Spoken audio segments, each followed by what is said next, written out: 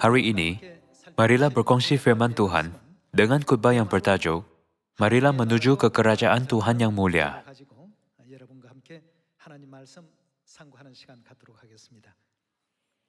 Di bumi ini, 7,7 bilion manusia tinggal.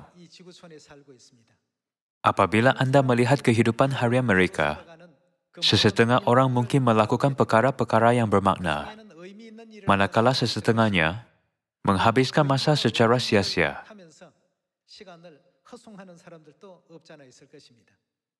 Apakah yang akan Tuhan fikirkan tentang kita jika Dia melihat kita sekarang?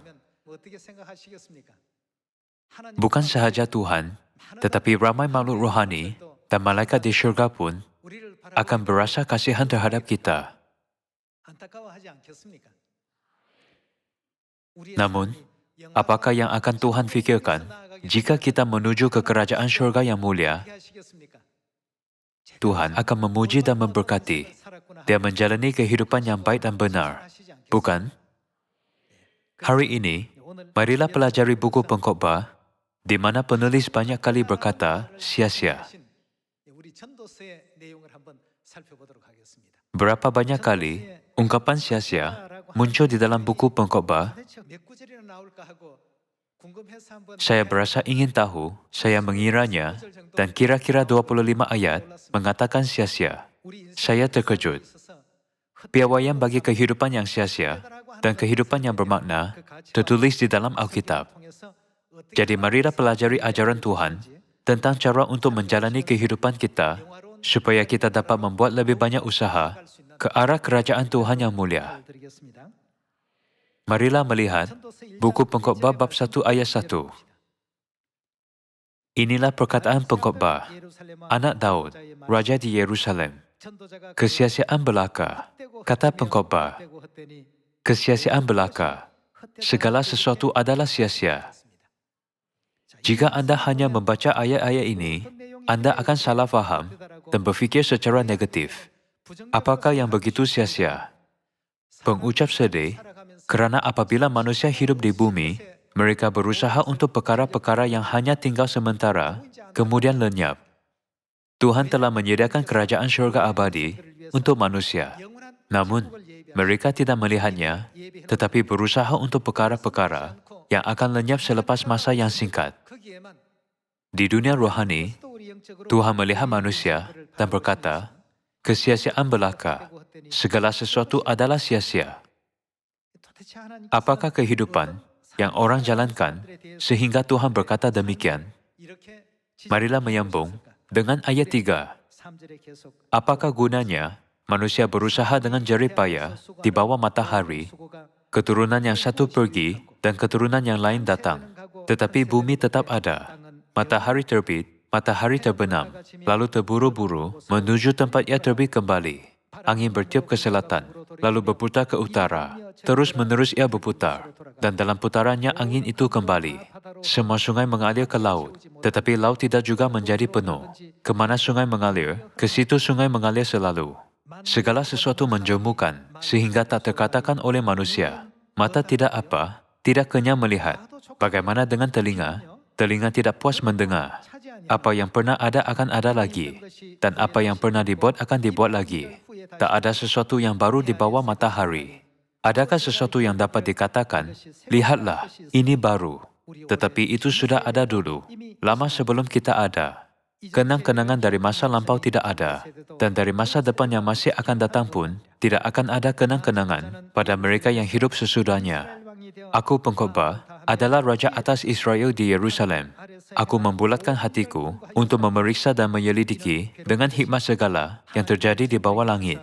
Itu pekerjaan yang menyusahkan yang diberikan Tuhan kepada anak-anak manusia untuk melelahkan diri. Aku telah melihat segala perbuatan yang dilakukan orang di bawah matahari. Tetapi lihatlah, segala sesuatu adalah apa? Kesia-siaan dan usaha menjaring angin. Tidak kira betapa kerasnya kita cuba, berapa banyaknya berusaha untuk masa yang lama, kita tidak dapat menangkap angin dengan tangan kita.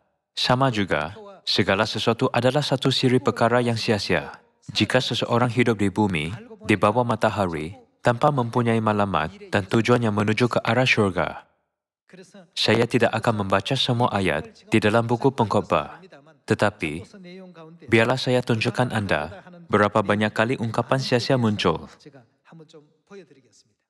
Jika seseorang jerih payah di bawah matahari untuk perkara yang abadi, jerih payah itu tidak akan menjadi sia-sia. Namun, kerana mereka bekerja untuk perkara-perkara yang seketika dan sementara, ayat segala sesuatu adalah sia-sia ini muncul sebanyak 25 kali di dalam Alkitab. Perkataan sia-sia memenuhkan 99.9% buku pengkhotbah. Pada bahagian hujung, terdapat satu kesimpulan yang sangat ringkas di dalam satu ayat tentang cara untuk menjalani kehidupan yang tidak sia-sia dan benar. Kesimpulan itu adalah tajuk khotbah hari ini. Hanya satu perkara ini yang tidak sia-sia. Ayat 14 berkata, "Aku telah melihat segala perbuatan yang dilakukan orang di bawah matahari. Tetapi lihatlah, segala sesuatu adalah kesia-siaan dan usaha menjaring angin."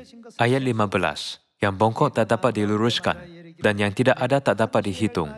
Aku berkata dalam hati, lihatlah, aku telah memperbesar dan menambah hikmat lebih daripada semua orang yang memerintah atas Yerusalem sebelum aku, dan hatiku telah memperoleh banyak hikmat dan pengetahuan. Aku telah membulatkan hatiku untuk memahami hikmat dan pengetahuan, kebodohan dan kebebalan. Tetapi aku menyadari bahawa hal ini pun apa? Adalah usaha menjaring angin. Hal ini pun adalah sia-sia." Katanya, tiada perbezaan antara mengetahui dengan tidak mengetahui dalam kehidupan. Itu masuk akal, betul? Ayat 18, "Karena di dalam banyak hikmat ada banyak susah hati, dan siapa memperbanyak pengetahuan, memperbanyak kesedihan." Tiada perkara penting dalam kehidupan seharian. Kita tidak perlu bermegah kerana mengetahui sesuatu lebih banyak. Kita tidak makan sebanyak 10 atau 20 kali sehari walaupun kaya. Sekarang saya tahu prinsip untuk semua perkara dalam kehidupan. Segala jerih payah adalah usaha menjaring angin. Lakukanlah usaha yang benar. Ini adalah isi utama buku pengkhotbah. Marilah pergi ke bab 2. Aku berkata dalam hati, "Mari, aku hendak menguji kegirangan. Nikmatilah kesenangan." Tetapi lihat, juga itu pun sia-sia. Marilah pergi ke bab 2 ayat 11. "Ketika aku meneliti segala pekerjaan yang telah dilakukan tanganku dan segala usaha yang telah kulakukan untuk itu dengan jerih payah, lihatlah, segala sesuatu adalah kesia-siaan dan usaha menjaring angin. Memang tak ada keuntungan di bawah matahari." Ayat 15. "Maka aku berkata dalam hati, nasib yang menimpa orang bodoh juga akan menimpa aku. Untuk apa aku ini dulu begitu berhikmat, lalu aku berkata dalam hati, bahawa ini pun sia-sia." Ayat 17. "Oleh sebab itu aku membenci hidup, kerana aku menganggap menyusahkan apa yang dilakukan di bawah matahari, sebab segala sesuatu adalah kesia-siaan dan usaha menjaring angin." Ayat 19. "Dan siapakah yang mengetahui apakah orang itu berhikmat atau bodoh? Meskipun demikian, ia akan berkuasa atas segala usaha yang kulakukan di bawah matahari dengan jerih payah dan dengan mempergunakan hikmat. Ini pun sia-sia." Ayat 21. "Sebab kalau ada orang berlelah-lelah dengan hikmat, pengetahuan dan kecakapan, maka ia harus meninggalkan bahagiannya kepada orang yang tidak berlelah-lelah untuk itu. Ini pun kesia-siaan dan kemalangan yang besar." Ayat 23. "Seluruh hidupnya penuh kesedihan, dan pekerjaannya penuh kesusahan hati, bahkan pada malam hari hatinya tidak tenteram. Ini pun sia-sia." Marilah pergi ke ayat 26. "Karena kepada orang yang dikenannya, yang mengaruniakan hikmat, pengetahuan dan kesukaan, tetapi orang berdosa ditugaskannya untuk menghimpun dan menimbun sesuatu yang kemudian harus diberikannya kepada orang yang dikenan Tuhan. Ini pun kesia-siaan dan usaha menjaring angin." Segala usaha adalah menjaring angin. Marilah pergi ke bab 4 ayat 4. "Dan aku melihat bahawa segala jerih payah dan segala kecakapan dalam pekerjaan adalah iri hati seseorang terhadap yang lain. Ini pun kesia-siaan dan usaha menjaring angin." Ayat 7. "Aku melihat lagi kesia-siaan di bawah matahari. Ada seorang sendirian. Ia tidak mempunyai anak laki-laki atau saudara laki-laki, dan tidak henti-hentinya ia berlelah-lelah. Matanya pun tidak puas dengan kekayaan. Untuk siapa aku berlelah-lelah dan menolak kesenangan, ini pun kesia-siaan dan hal yang menyusahkan." Buku pengkhotbah menyenaraikan cara kehidupan manusia.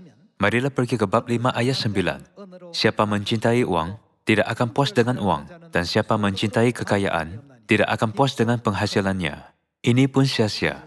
Orang yang mempunyai banyak, mahu mempunyai lebih banyak. Orang yang memiliki 99 guni beras, mahu mengambil 1 guni daripada orang yang hanya memiliki 1 guni beras. Tetapi Alkitab berkata segala jerih payah dan usaha itu adalah sia-sia. Ayat 14.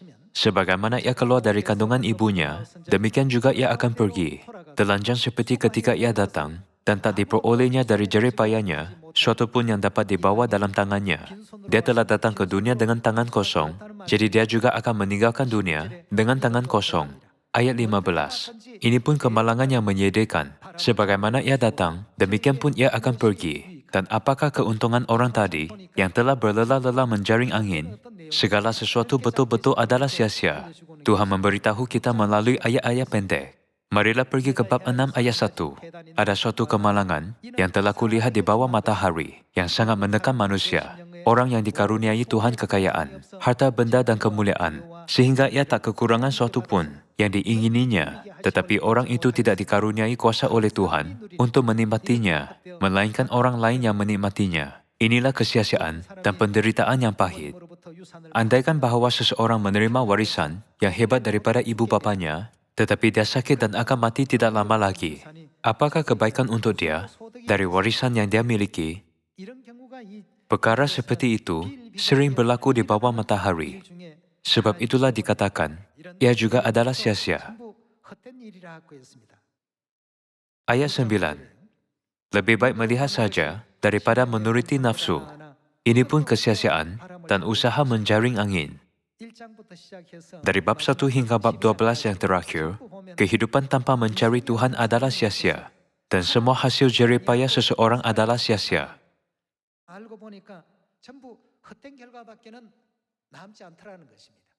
Anda ketahui tentang anekdot Alexander Agung sebaiknya, betul? Ketika dia masih putra, dia ada perbualan dengan gurunya Aristotle. Gurunya bertanya, "Putra, mengapa kamu mahu menjadi raja?" "Saya mahu menjadi raja untuk menaluki dunia." "Negara manakah yang akan kamu taluki apabila kamu menjadi raja?"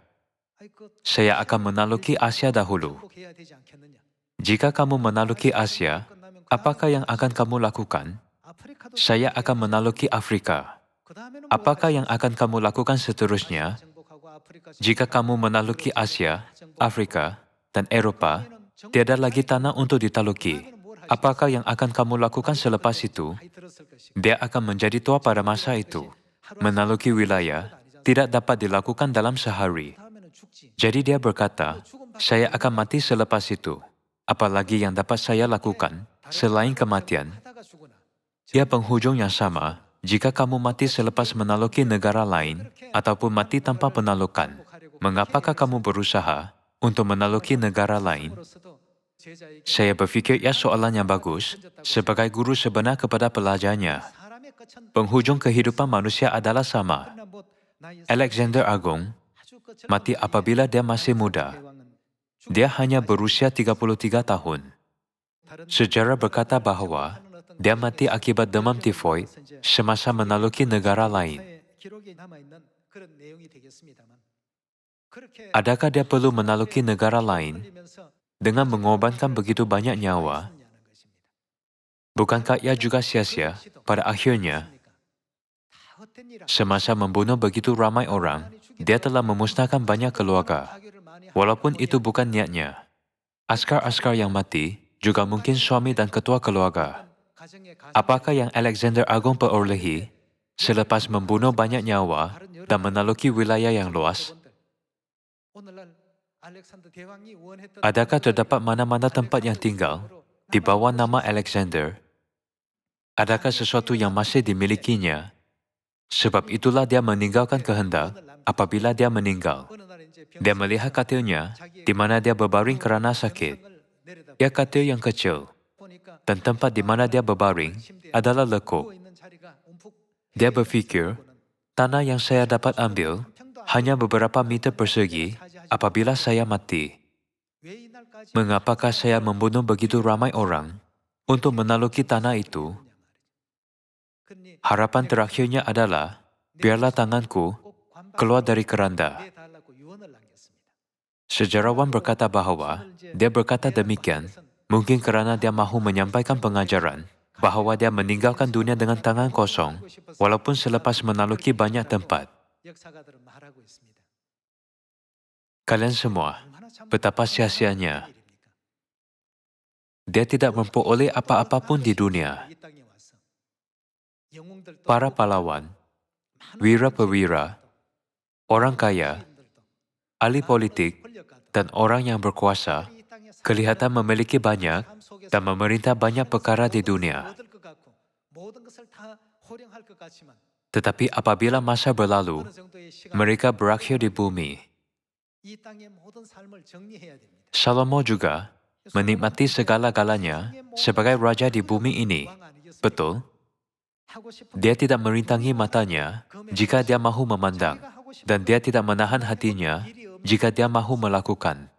Dia telah melakukan segalanya, tetapi dia berkata segala sesuatu adalah sia-sia. Dia meninggalkan rekod itu di dalam buku pengkhotbah disebabkan dia berasa kasihan kerana ramai orang berusaha untuk perkara-perkara yang sia-sia. Marilah melihat buku pengkhotbah, bab 7 ayat 5. Mendengar hadikan orang berhikmat lebih baik daripada mendengar nyanyian orang bodoh. Kerana seperti bunyi duri terbakar di bawah kuali, demikian tertawa orang bodoh. Ini pun sia-sia. Menerangkan kehidupan manusia, dia berulang kali berkata sia-sia. Marilah pergi ke bab 8, ayat 10. Aku melihat juga orang-orang fasik yang akan dikuburkan boleh masuk, sedangkan orang yang berlaku benar harus pergi dari tempat yang kudus dan dilupakan dalam kota. Ini pun sia-sia. Nama orang yang berbuat baik dan orang yang berbuat jahat semua dilupakan dan dikuburkan. Ini pun sia-sia. Bab 8 ayat 14 berkata, ada suatu kesia-siaan yang terjadi di atas bumi. Ada orang-orang benar yang menerima ganjaran yang layak untuk perbuatan orang fasik, dan ada orang-orang fasik yang menerima pahala yang layak untuk perbuatan orang benar. Aku berkata, ini pun sia-sia. Terdapat pelbagai jenis keadaan dalam kehidupan manusia. Marilah pergi ke bab 11, ayat 8. Oleh sebab itu, jikalau orang panjang umurnya, biarlah ia bersukacita di dalamnya. Tetapi hendaklah ia ingat akan hari-hari yang gelap, kerana banyak jumlahnya. Segala sesuatu yang datang adalah kesia-siaan. Marilah melihat bab 11 ayat 10.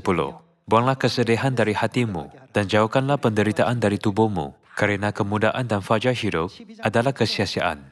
Marilah pergi ke bab 12, ayat 8. Kesia-siaan atas kesia-siaan. Kata pengkhotbah, segala sesuatu adalah sia-sia. Sekarang saya membaca sebahagian demi sebahagian. Tetapi jika anda membaca dari bab 1 hingga bab terakhir, anda dapat lihat bagaimana manusia hidup. Apakah makna kehidupan Alexander Agung yang mati selepas bekerja? Apakah makna kehidupan Genghis Khan, walaupun dia mengalahkan ramai musuh dan membuat usaha yang besar untuk menaluki negara lain pada masa hidupnya dan perkara yang sia-sia pada akhirnya? Manusia kini melabur masa untuk perkara-perkara yang sia-sia. Apabila Tuhan melihat manusia hidup di bumi ini, adakah dia berkata bahawa mereka menjalani kehidupan yang baik? Tentang semua ini, Salomo berkata di dalam buku pengkhotbah, bab 12 ayat 8. Kesia-siaan atas kesia-siaan, segala sesuatu adalah sia-sia. Semasa melakukan kerja penalukan, dia tidak dapat menjaga keluarganya, tetapi selalu berada di medan perang dengan tenteranya. Namun apabila dia mati, dia pergi dengan apa? Apabila Genghis Khan mati, dia meninggalkan dunia dengan apa? Dia pergi dengan tangan kosong. Alexander Agung juga meninggalkan dunia dengan tiada apa-apa pun dalam tangannya. Jadi, segala sesuatu adalah sia-sia. Namun, buku pengkhotbah memberitahu kita satu perkara yang bermakna dan tidak sia-sia. Bab 12 ayat 11. Kata-kata orang berhikmat seperti kusa dan kumpulan-kumpulannya seperti paku-paku yang tertancap diberikan oleh satu gembala. Lagi pula anakku, Waspadalah. Membuat banyak buku tak akan ada akhirnya dan banyak belajar melelahkan badan. Ahli-ahli pelajar kita akan menyukai ayat ini. Tetapi para pelajar harus belajar bersungguh-sungguh pada masa sekolah. Bukankah ia kewajipan para pelajar? Marilah melihat ayat 13. Akhir kata dari segala yang didengar ialah, takutlah akan Tuhan dan berpeganglah pada perintah-perintahnya. Kerana ini adalah kewajipan setiap orang. Isi penting dimampatkan ke dalam satu ayat ini. Mengikuti semua ajaran dan perintah Tuhan adalah kewajipan setiap orang. Inilah apa yang mesti kita lakukan. Ia berkata inilah kewajipan yang paling asas dan apa yang betul untuk dilakukan oleh manusia semasa hidup di bumi. Ramai orang mahu menjadi orang yang hebat. Mereka mahu menjadi penakluk seperti Alexander Agung dan penakluk yang terkenal seperti Genghis Khan. Mereka mempunyai banyak impian seperti ini. Tetapi apakah yang dapat dibawa oleh mereka pada akhirnya? Tiada seorang pun membawa sesuatu dari sini. Tetapi orang yang takut akan Tuhan mempercayai Dia sebaiknya dan mematuhi perintah-perintahnya seperti yang tertulis di dalam buku Pengkhotbah bab 12 ayat 13 pasti dapat pergi dengan sesuatu. Mereka mempunyai suatu tempat untuk pergi. Kerajaan syurga yang abadi sedang menunggu mereka. Alkitab tidak bermaksud bahawa kita harus mempunyai gaya hidup atau sudut pandangan negatif terhadap kehidupan duniawi. Sebaliknya, ia bermaksud bahawa kita harus berfikir mengenai apakah yang paling bernilai di bumi. Melalui Salomo, yang merupakan Raja Hikmat yang menikmati segala kekayaan dan keagungan, Tuhan meninggalkan firman itu. Orang yang takut akan Tuhan dan mematuhi perintah-perintahnya akan pergi ke mana? Bukankah kerajaan syurga? Marilah kita jangan berputus asa terhadap syurga yang mulia. 2000 tahun dahulu, Yesus selalu membiarkan murid-muridnya mempunyai pengharapan syurga walaupun dia dianiaya oleh orang Yahudi dan mengalami kesukaran sebanyaknya. Marilah melihat buku Yohanes bab 14. Buku Yohanes bab 14 ayat 1 berkata, "Janganlah gelisah hatimu, percayalah kepada Tuhan, percayalah juga kepadaku. Di rumah Bapa-Ku banyak tempat tinggal." Rumah Bapa-Ku merujuk kepada apa? Maksudnya, saya sedang menyediakan banyak tempat tinggal untuk kamu di syurga. Jika tidak demikian, tentu aku mengatakannya kepadamu, sebab aku pergi ke situ untuk menyediakan tempat bagimu. Dan apabila aku telah pergi ke situ dan telah menyediakan tempat bagimu, aku akan datang kembali dan membawa kamu ke tempatku, supaya di tempat di mana aku berada, kamu pun berada. Kerajaan syurga yang abadi sedang menunggu orang yang mematuhi perintah-perintah Tuhan dan mempunyai iman sebenar untuk takut akan Dia. Walaupun kita datang ke bumi dengan tangan kosong, Tuhan telah sediakan sesuatu untuk dibawa apabila kita kembali. Pengakhiran para penakluk dan orang hebat yang dihormati oleh ramai manusia di bumi menunjukkan bahawa mereka tidak mempunyai apa-apa pun untuk dibawa ke dunia seterusnya. Marilah fikirkan tentang orang kaya di dalam buku Lukas bab 16 ayat 19. Anda fikirkan betapa banyak usaha yang dia lakukan untuk mengumpulkan kekayaan sebanyak itu di bumi. Namun, adakah dia membawa kekayaan sebanyak itu apabila dia meninggalkan dunia ini? Dia tidak dapat. Apa yang lebih teruk, dia tidak mempunyai masa untuk percaya kepada Tuhan sebab membuat kekayaan. Jadi dia tidak mempunyai peluang untuk mendengar tentang Tuhan dan berita tentang kerajaan syurga. Dia tidak mempunyai masa untuk berfikir tentang syurga dan neraka secara mendalam. Tetapi hanya tertumpu terhadap mengumpulkan harta sebanyaknya. Sebab itulah Salomo berkata di dalam buku Pengkhotbah, "Kesia-siaan belaka, kesia-siaan belaka. Segala sesuatu adalah sia-sia." Kekayaan sebanyak itu tidak akan membuka jalan ke kehidupan kekal. dan mereka tidak dapat beli kerajaan syurga dengan berjuta-juta wang. Betul? Saya tidak bermaksud bahawa Anda boleh mengabaikan kehidupan di bumi ini. Kita mesti hidup bersungguh-sungguh di bumi juga, tetapi jangan mengenepikan kerajaan syurga. Selagi kita mengutamakan Tuhan, kita akan dapat berkata seyakinnya, saya benar-benar menjalani kehidupan yang betul dan pergi ke kerajaan syurga pada akhirnya.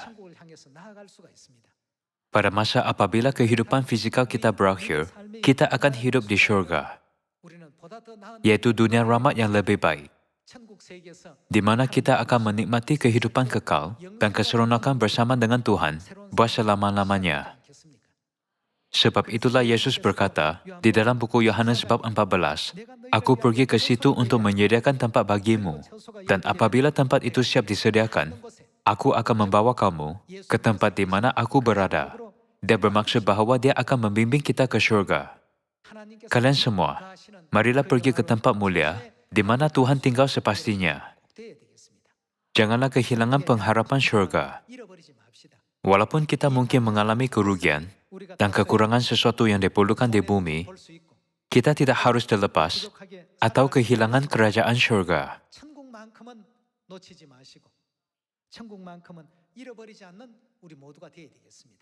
Marilah melihat buku Matius, bab 4 ayat 17. Sejak waktu itulah, Yesus memberitakan, bertobatlah, sebab kerajaan syurga sudah dekat. Untuk pergi ke syurga, kamu mesti menjalani kehidupan pertaubatan di bumi ini. Perolehi kerajaan syurga melalui pertaubatan. Bukankah ia bermaksud begini? Marilah melihat buku Wahyu, bab 21. Apakah kehidupan yang tidak sia-sia, tetapi bermakna? Masa kita di bumi ini adalah terhad. Kita mesti bersedia untuk kehidupan seterusnya. Betul? Marilah melihat bab 21, ayat 1. Lalu aku melihat langit yang baru dan bumi yang baru. Sebab langit yang pertama dan bumi yang pertama telah berlalu, dan laut pun tidak ada lagi. Langit dan bumi yang pertama merujuk kepada dunia manusia di mana kita hidup sekarang ini. Alkitab menerangkan bahawa bumi dan laut ini akan berlalu dan akan ada langit dan bumi yang baru, yaitu kerajaan syurga yang abadi. Marilah melihat ayat 4. Dan ia akan menghapus segala air mata dari mata mereka, dan maut tidak akan ada lagi. Maksudnya dunia syurgawi tanpa maut, betul? Tidak akan ada lagi perkabungan, atau ratap tangis, atau duka cita, sebab segala sesuatu yang lama itu telah berlalu. Bukan dunia di mana penuh dengan kesakitan, kesedihan dan penderitaan, tetapi dunia di mana penuh dengan kegembiraan, kemuliaan, dan kebahagiaan yang diperbaharui setiap hari. Terus terbentang di dalam buku Wahyu, bab 21 dan 22. Kita mesti pergi ke dunia yang mulia ini. Kita sekarang hidup di bumi ini untuk memperolehi perkara-perkara yang abadi di syurga. Andaikan bahawa seseorang dilahirkan di bumi ini dan menjalani kehidupan yang selesa buat sementara, hanya makan 3 kali sehari dan tidak mengetahui kehendak Tuhan atau syurga, kemudian meninggalkan dunia ini. Betapa malangnya dia. Jadi apakah yang Tuhan beritahu kepada kita untuk lakukan? Tuhan menyuruh kita untuk pergi dan memberitahu tentang kerajaan syurga. Betul? Sebab itulah kita memberitakan Injil. Kita harus memberitahu mereka bahawa Tuhan bersama dengan kita dan membimbing ke dunia syurgawi yang mulia. Jadi Tuhan menyuruh kita untuk memberitakan Injil. Betul? Marilah pergi ke buku 2 Korintus, bab 12. Bab 12 ayat 1. Aku harus bermegah, sekalipun memang hal itu tidak ada faedahnya. Namun demikian, aku hendak memberitakan penglihatan-penglihatan dan penyataan-penyataan yang ku terima dari Tuhan.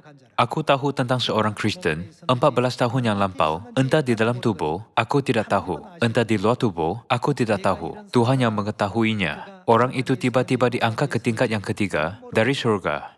Aku juga tahu tentang orang itu. Entah di dalam tubuh, entah di luar tubuh. Aku tidak tahu. Tuhan yang mengetahuinya.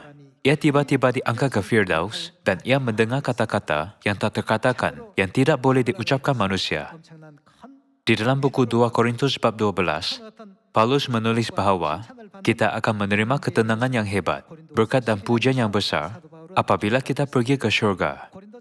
Marilah melihat buku 1 Korintus bab 2. Bab 2 ayat 8. Tidak ada dari penguasa dunia ini yang mengenalnya. Sebab kalau sekiranya mereka mengenalnya, mereka tidak menyalibkan Tuhan yang mulia.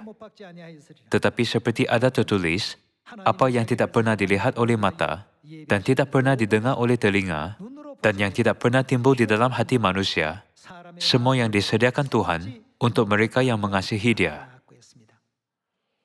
Alkitab berkata bahawa Tuhan telah menyediakan kerajaan syurga yang mulia, yang tidak pernah dilihat oleh mata, dan tidak pernah didengar oleh telinga, dan yang tidak pernah timbul di dalam hati manusia, untuk mereka yang mengasihinya.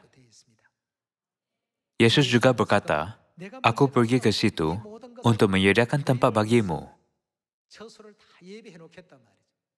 Jika Anda tinggal di apartmen yang besar, jangan bermegah tentangnya. Dan jika tidak, janganlah iri hati. Kita telah bertemu dengan Tuhan dan Injil di bumi ini. Apakah kegembiraan yang lebih besar daripada ini? Alexander Agung tinggal di istana di raja yang sangat besar. Genghis Khan menaluki seluruh Asia.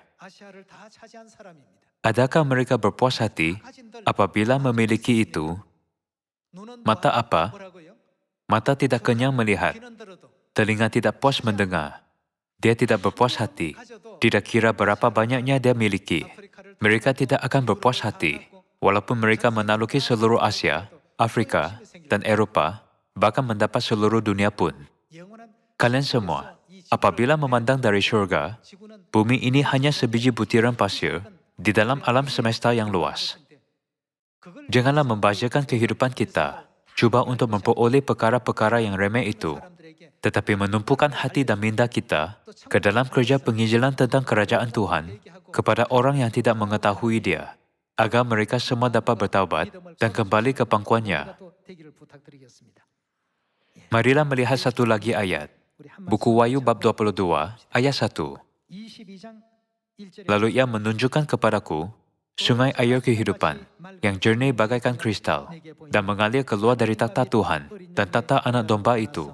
Di tengah-tengah jalan kota itu, yaitu di seberang menyeberang sungai itu, ada pohon-pohon kehidupan yang berbuah 12 kali, tiap-tiap bulan sekali, dan daun pohon-pohon itu dipakai untuk menyembuhkan bangsa-bangsa.